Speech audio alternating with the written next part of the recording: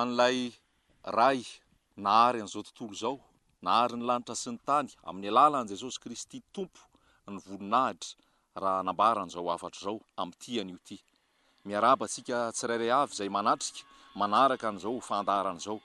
Ito afatra ito dia tsy afatra olombelona, tsy afatra natokom-pivavahana na afatra natokom-pinoana, fa afatra avy amin'ilay ray nahary ny lanitra sy ny tany, nahary an'izao rehetrarehetra zao, ilay tompo ny tompo, mpanjaka ny mpanjaka, ilay izy hatrizay ary ho mandrakizay amin'ny alalan'i Jesosy Kristy mpamonjy, Jesosy Kristy ilay anarana ambony noho ny anarana rehetra, izay no afatra omena antsika eto. Fitaovana ihany ahako, fantsona ihany fotsiny ahako, fa tsinitsinina ahako. Hoy ny tompo hoe rehefa malaza tanteraka zay tokony ho ataonareo dia lazao hoe mpanotsy mahasoa ihany zay, fa ny tokony ho atao ihany no natao. Dia amin'ity androany ity aoka hitsahatra izay rehetrarehetra asa, aoka hitsahatra izay rehetrarehetra mahavariana sy mampisafotofoto, fa aoka angina ary aoka hitoetra, hipetraka hiaino an'izao afatra zao isika tsirairay avy, ampanajana no angatahana antsika amin'izany amin'ity an'io ty. Izay rehetra manatsofina hoaity mihaino, aoka izy hiaino izay lazainy ny fanahy amin'ny fiangonana. Fa manan-kambara amintsika Jehovah ray, manan-kambara amintsika ilay Yahvé Adonai amin'ity an'io ty. Miaraba anao tonga soamantsara amin'izao fotoana izao, ary ny rariko dia tsy handalo maina aminao izao fotoana izao. Tsy ho lany andro ianao tonga teto, na ho lany andro aho nanambara taminao, fa hiampita aminao ny afatra maiky ho an'ity firenena ity. Ho an'ity firenena ity, izay rehetrarehetra mandre an'izao teny izao, ho an'izay vahoaka malagasy rehetra mandre an'izao teny izao, na ny eto an-toerana, na izay melipatrana any firenena hafa rehetra any ihany koa, dia ho anao izao afatra izao. Fa aoka hanivila tsofina ianao hiaino, aoka tena hitombona ianao hiaino an'izao afatra izao, na ny any avaratra, na ny any atsimo, na ny any andrefana, na ny any atsinanana, na ny afovoantany, dia aoka hiaino an'izao afatra izao. Fa manan-kambara Jehovah ray amin'ity an'io ty ho antsika tsirairay avy, na n'izay manana andraikitra eto amin'ny firenena zany, na amin'ny sehatra miankina, na amin'ny sehatra tsy miankina, na n'izay olon-tsotra zany, na ny ray aman-dreny, na ny zandry, na ny zoky, na ny havana mantsakaiza rehetra, dia mangataka anao an-tanandroa hiaino an'izao afatra izao. Fa manan-kambara amintsika Jehovah ray, manan-kambara amintsika Jehovah ray, ary tena afatra maika izao afatra izao, afatra maika izao afatra izao, afatra maika izao afatra izao. Indrindrandrindra afatra ho an'izay tompona andraikitra amin'ny firenena ihany koa, manomboka any amin'ny antanatotohatra iverina hoe ambany tena manakaiky ny vahoaka, any amin'ny sefo-fokotany, mankany amin'ny lehiben'ny tanàna, miakatra any amin'ny lehiben'ny faritra sy ny tompona andraikitry ny androm-panjakana rehetra misy amin'izao fotoana izao, ary mipaka indrindra any amin'ny filompitantana any amin'ny faratapony an'ity firenena ity. Ampanetretena no angatahana anao hiaino an'izao afatra izao, handray izao afatra izao, fa afatra maika izao, miakina manaina izao afatra izao ho antsika tsirairay avy. Misaotra anao miaino, misaotra anao manaraka an'izany. Raisitsika ny tenin'Andriamanitra ato amin'ny Osea toko fahaenina, Osea toko fahaenina andininy voalohany, izay no raisitsika zany. Osea toko fahaenina, samy mijery an'izay tsika tsirairay avy izay manana baiboly amin'izao fotoana izao, dia hamaky tsara an'izao teny izao tsika amin'ity an'io ty.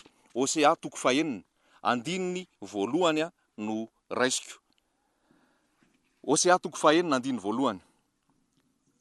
Andao sika hiverina amin'ny Jehovah, fa izy no nandrovitra ary izy no anasitrana, izy no nikapoka ary izy koa no ampitony ny fery, izy no amerina indray ny aina afaka 2 andro, ary afaka telona dia anangana izy ary hiaina eo anatrehany isika. Andininy fahatelo.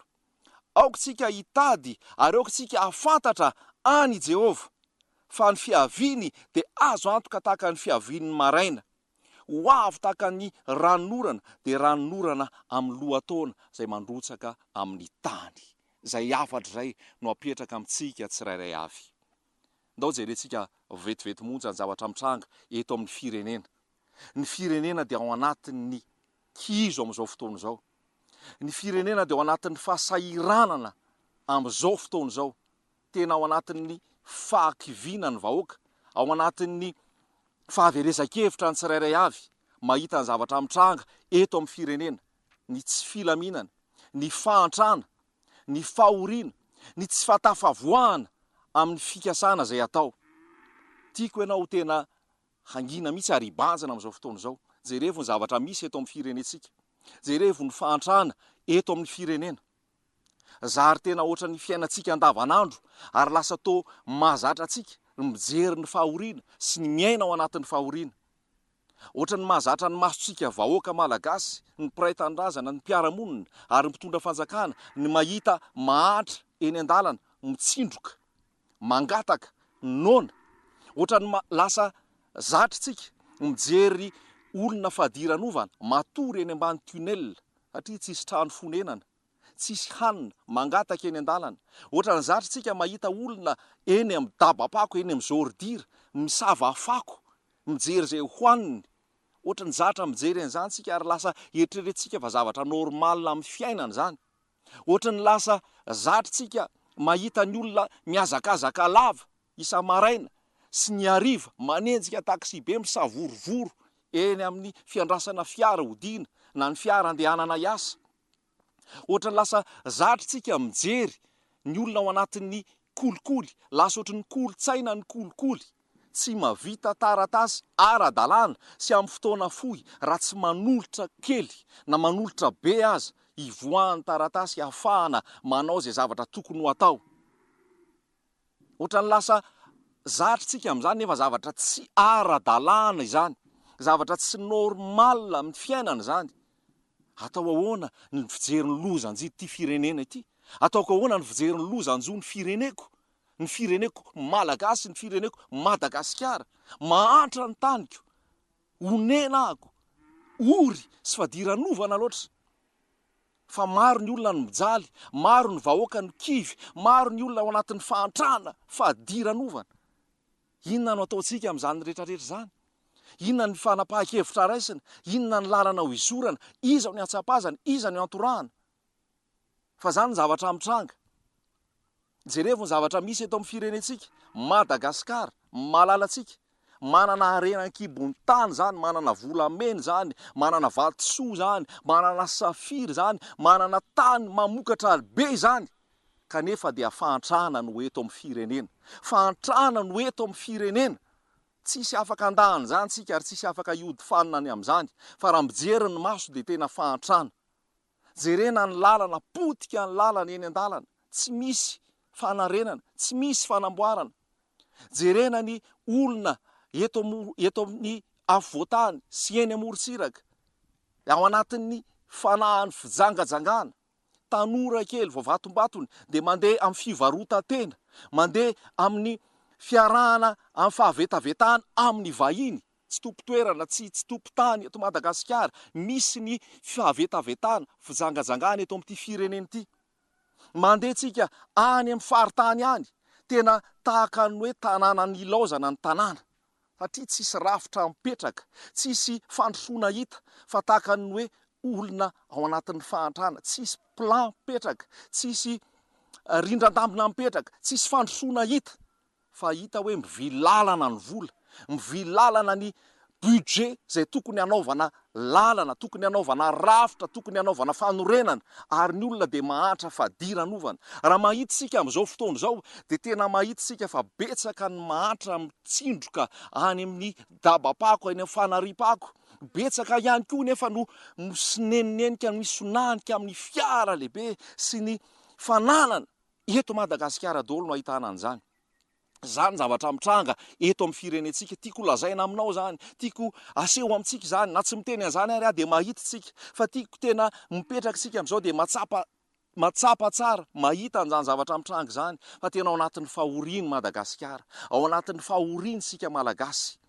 Ary raha mijery ianao any amin'ny Deutéronomie any, dia hoy ny tenin'Andriamanitra hoe raha toa ianao tsy mihaino ny tenin'i Jehovah ray ary tsy manaraka izay rehetra nodidiko anao anio, dia ho tonga aminao izao fahoriana izao, ho tonga aminao izao oziny izao, ho tonga aminao izao loza izao.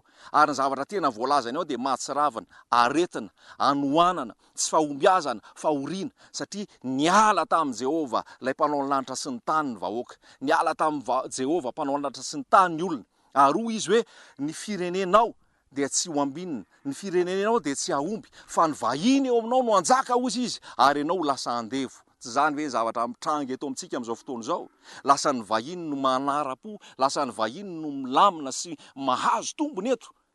Tsy homena tsiny izy, fa planina napetrак'Andriamanitra zany, satria tsika vahoaka malagasy niodina tamin'i Jehovah Ray, niodina tamin'ilay mpanao ny lanitra sy ny tany amin'ny alalan'i Jesosy Kristy Tompo, ilay mpamonjy, niodinitsika, niala taminy isika. Ka izany no mahatonga an'izao afatra zao, afatra maika zao ry havana malala. Tsy hanameloka anao ahako, tsy tifitifotra anao ahako, tsy tena hoe hanao zay hamotehana anao ahako, fa fahatongava-tsaina ny tiako ananantsika tsirairay avy. Fahatongava-tsaina ny tiako ananantsika tsirairay avy. Tongava saina ry malagasy malala, ry vahoaka malagasy. Inona no natonga an'izao? Natonga an'izao dia ny fiatahana tamin'i Jehovah, mpanao ny lanitra sy ny tany, amin'ny alalan'i Jesosy Kristy Tompo, ilay nandresy ny fahafatesana velona mandrakizay ary ho avo indray akatsika. Fa tsy misy afa-tsy zay.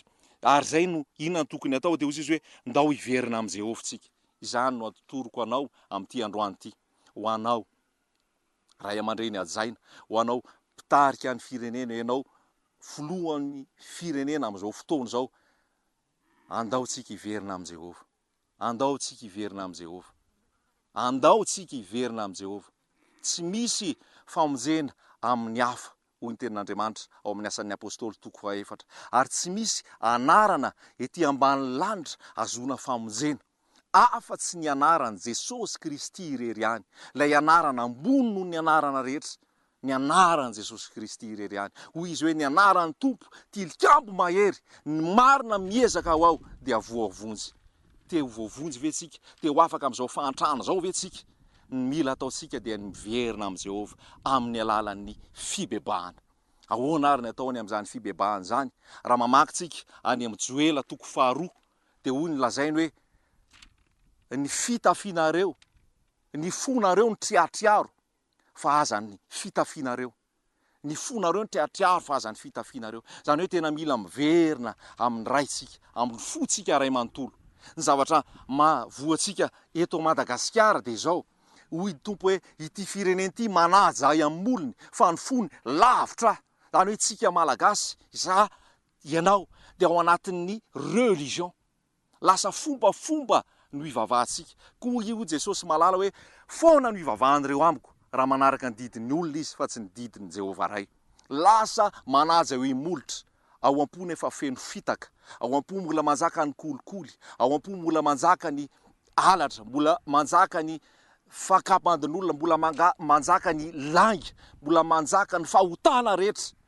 Zay le hoe manaja hoe molotra fa ny fo lavitra azy. Inona ny tokony atao? Ndao hiverina amin'i Jehovah tsika. Ahoana ny fomba hiverenana amin'i Jehovah? Ahoana ny fomba hiverenana amin'i Jehovah?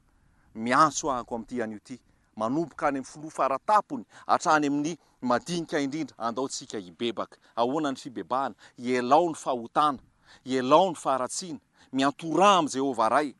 Raisika ataoko ohatra hitatsika ato ny tenin'Andriamanitra atao amin'ny Jona. I Jona zay mpaminany ny rahan'i Jehovah Ray ampitandrina ny any Ninive. Ninive zay tena tao anatin'ny faharatsiana, ary tao anatin'ny faharatsiana Ninive, ary Andriamanitra Jehovah Ray dia niteny hoe hopotehany Ninive, ary hopotehany Ninive, fa alohany ampotehana Ninive dia niteny tamin'i Jona izy hoe ampiteneny ny olona hibebaka. Ary rehefa tonga Jona dia niteny hoe ho ravo Ninive. Dia angatahako ianao amaky rehefa aorian'izao fotoana izao, Jona 3 andininy 4 ka hatramin'ny 10. Hitatsika ao ny zavatra antranga. Fa niteny Jona hoe mibebà ianareo, fa raha tsy mibebaka ianareo dia ho potika ny firenena. Tsika tsirairay avy mila mibebaka, fa raha tsy mibebaka tsika dia ho potika ny firenena. Ho potika ny firenena, mepotika. Eto Madagasikara tsika mandeha, ohatra miainga eto Antananarivo, ho any Toamasina na ho any Toliary, mpandrapatonga any amin'izay ale, dia tsy ilaozana trano fivavahana, tsy ilaozana trano fivavahana, tsy trano fivavahana atsy aloha, trano fivavahana atsy akavana na atsy amin'ny akavia. Ahoana nefa no mbola ory foana, ahoana nefa no mbola mahatra foana, ahoana nefa mbola mijaly foana, satria ny fo lavitra an'Andriamanitra, ny fo lavitra an'Andriamanitra fa manaja eo himolotra fotsiny. Amin'ity androany ity ny vahaolana, Jesosy ny vahaolana. Jesosy no anarany, vahoaka malagasy mpiray tandrazana. Jesosy no anarany, aoka hiverina aminy tsika fa izy no mamonjy, izy no manavitra, tsy misy famonjena afa-tsy ao amin'i Jesosy. Andao afoy ny fahotana, andao afoy ny fanambakan'olona, andao afoy ny herisetra, andao afoy zavatra rehetrarehetra, fa andao tena hiverina amin'i Jehovah tsika. Andao hiverina amin'i Jehovah tsika ray aman-dreny, andao hiverina amin'i Jehovah tsika zandry, zoko malala, ny mpiray tandrazana, fa tsy misy famonjena afa-tsy ao aminy. Ajanona daholy ny herisetra politika, ajanona daholy ny ady seza, ajanona daholy ny ady lahy rehetrarehetra, fa hiverina amin'i Jehovah tsika. Fa lazaiko aminao fa ny mahatonga an'izao zavatra miatra amintsika izao dia ny demony, devoly mahatonga an'izao, satria misy devoly manjaka eto Madagasikara, manjaka amin'ny akavanana, manjaka amin'ny akavian'ny Madagasikara. Ka hitanao misy ezaka tianao, tsy tafavoaka mihitsy ianao, tsy tafavoaka ianao satria misy demony eto nanokatra varavarana anjakan'ny demony tsika. Ary tonga ny demony dia mamotika, demony fijangajangana, jangajanga, demony ny halatra, demony ny langa, demony ny sampy, fanompo-tsampy, famadiana, tsy araka ny sitrapon'Andriamanitra zany. Makany amin'ny trano fivavahantsika, ny deran'i Jehovah raintsika, nefa tsika mbola manao famadiana ihany, tsisy ifandraisany mihitsy ny maty sy ny velona, tsy mamonjy zany, fa avontsoro zany. Misy efa ao anatin'ny fahoriana, ao anatin'ny tsy fananana, mbola mitrosa anaovana famadiana. Tsy akasitrahan'i Jehovah ray zany, tsy akasitrahan'i Jesosy zany, fa ny famonjena dia Jesosy ihany. Aoka hitodika amin'i Jehovah tsika. Tsisy vahaolana mitranga eo raha tsy ao amin'i Jesosy ihany. Ndao atao fotsiny zay dia ho hitantsika eo ny tohany fahivà io zavatra mahazo antsika io. Fa misy devoly arony any amin'ny Efesianina 4:9 hoe isika tsy mitolona amin'ny nofo aman-draha. Za tsy miady aminao mpiray tandrazana, za tsy manana tsy atokom-pinoana, za tsy manana tokom-pivavahana, za tsy manana toko politika, fa za Jesosy ny ananako. Ary Jesosy tena teneniko aminao zato isan-jato filoham-pirenena, mpitantana hatrany amin'ny voalohany ka hatramin'ny farany, raha mitodika amin'i Jesosy tsika hiadana ny firenena, ho sambatra ny firenena. Fa isika tsy mitodika dia zany mampisy ny fahantrana. Ary raha tsy mibebaka tsika dia hiara-ny kapoka tsika, hiara-ny fahatezeran'Andriamanitra tsika, hiara-ny fahoriantsika, ary mbola hiampy zao fahoriana zao, mbola hikazo foana tsika, tsy ho tanteraka ny fifidianana, tsy ho tanteraka ny fametrahana ny rafitra rehetra raha tsy miverina amin'i Jehovah tsika. Jehovah ray amin'ny alalan'i Jesosy Kristy, izy ny tompo, izy ny mpanjaka. Aoka hitodika aminy vahoaka tsirairay avy amin'ity anio ity. Ajanona daholy ny isma rehetrarehetra, ny protestantisme, ny katolisisme, ny evangelika sy ny sisa tsy izany fa miverina amin'i Jehovah. Aoka hiala ny lolo-po, aoka hiala ny tsy fitiavana, aoka hiala ny fifankahalana, aoka hiala ny fanenjehana. Fa tsy ankasitrahan'i Jehovah zany, ny demony koa no mahatonga an'izany, fa aoka hisy ny famelan-keloka, ny famelan-keloka. Jehovah ray namela ny elontsika tamin'ny alalan'i Jesosy, tsika koa ahay amela heloka, andao anao départ zéro miaraka amin'ny tompo, miaraka amin'i Jesosy Kristy, hifamela, hifampitantana. Fa itsika tsy mitolona amin'ny nofo aman-draha ka hifandramatra sy hiady tahaka ny tany any Egipta ohatra, izay miady ao anatin'ny fampitehana sy ny faharatsiana.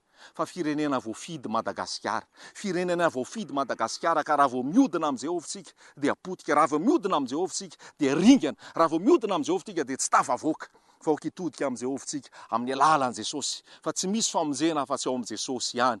Tsy anaram-piangonana, tsy atoko-pinoana, tsy atoko-pivavahana, tsy atoko-politika, fa Jesosy Kristy irery ihany. Dia vakio ny Jona 4:3 araka le lazaina teo. Fa rehefa nitenenina hoe mibebay ianareo dia inona nataon'ny olona aveo rehefa niteny Jona? Hatrany amin'ny filoha faratapony, ny mpanjaka zany raha amin'izao fotoana dia ny filohan'ny repoblika, dia nibebaka, zany hoe niala teo amin'ny seza fiandrianana izy, nirovity ny fitafiany, mariky ny hoe tsy mahavita ninina intsony ahako, tsy mahefa ninina intsony ahako, dia nirovity ny fitafiany, dia niteny izy hoe andao hifadianitsika, dia andao hibebaka tsika, dia andao tsika hitodika amin'i Jehovah ray amin'ny alalan'i Jesosy tompo. Dia nanomboka hatrany amin'ny filoham-pirenena, hatrany amin'ny vahoaka madinika, hatrany amin'ny biby, ny omby, ny ondry, ny osy, tsy nisy ny sakafo fa ny fahadianana. Amin'ity anio ity raha maheno ahy ianao, antso ataoko anao kristianina nanaiky an'i Jesosy, ndao hifadianitsika raha pitso tontolo ny fahadianina tsy hihinan-kanina. Ny zavatra atao tsy hoe andeha ho ary amin'ny palais des sports na andeha ho akali amin'ny coliseum dia anao fivoriana be dia anao hirahira. Tsy hirahira no ilaitsika, tsy hirahira no ilaitsika, fa hoy ny tenin'Andriamanitra any amin'ny Amosy any hoe atsaharo ny finaonaona ny hiranareo fa makarenina. Tsy présentation ana artista no ataontsika fa mangina daholy, mandoalika, miondrika, miankohaka eo amin'ny Jehovah ray, manetry tena. Zany ny angatahako amintsika, isa tokantrano, isa mpianakaviana, andao hiverina amin'ny Jehovah, mifamelam-pivady, avelao fifandrafesana, fampirafesana, mifamelan'ny tanora, avelao zany dia mitody amin'i Jesosy, andao hifadianina fa hanafaka Jehovah ray, hamonjy Jehovah ray, hamonjy Jehovah ray. Lazaiko amintsika zany fa hamonjy izy, hanafaka an'ity firenena ity izy. Zay ny lalana zay. Anjaranao arana misafidy, fa raha tsy safidy an'izay ianao dia malahelo ao milaza aminao fa tsy ho tafavoakintsika, tsy ho tafavoakintsika. Fa raha hisafidy ianao an' Jesosy Kristy Tompo dia ho tafavoakintsika, ho voavonjy, ho sitraniko ny tany nozy izy, hamela ny elony ahako.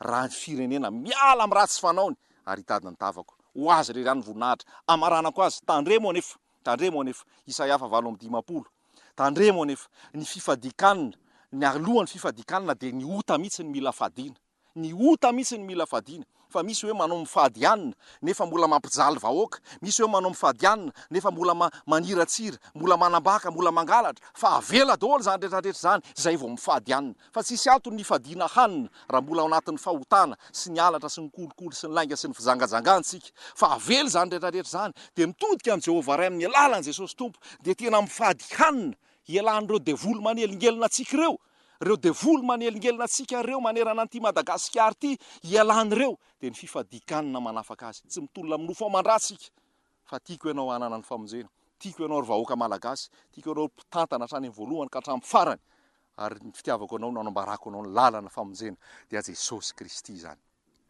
Amen. Aoko zaraina amin'ny rehetrarehetra zay mandray izao afatra zao, aoko zaraina amin'ny rehetrarehetra zay mandray izao afatra zao. Afaka alainao maimaim-pony zao dia aparitaka zao, hitodiantsika amin'ny Jehovah ray amin'ny alalan'i Jesosy Tompo. Tsy ho any amiko, tsy hanao atoko-pivavahana na atoko-ponona na fikambanana, fa tena ny tsirairay avy andray famonjena. Raiso maimaim-pony zao afatra zao dia omena maimaim-pony amin'ny anaran'i Jesosy Tompo. Ianao zay malala manam-pahefana, malala olona ao amin'ny fitondrana, afaka raisinao zao horonan-tsara zao dia zarainao any zao amin'ny alalan'i Jesosy, fa fanavotam-pirenena zao maiky zao amin'ny anaran'i Jesosy. Misaotra anao ny aino, misaotra anao ny aino amin'ny anaran'i Jesosy. Amen.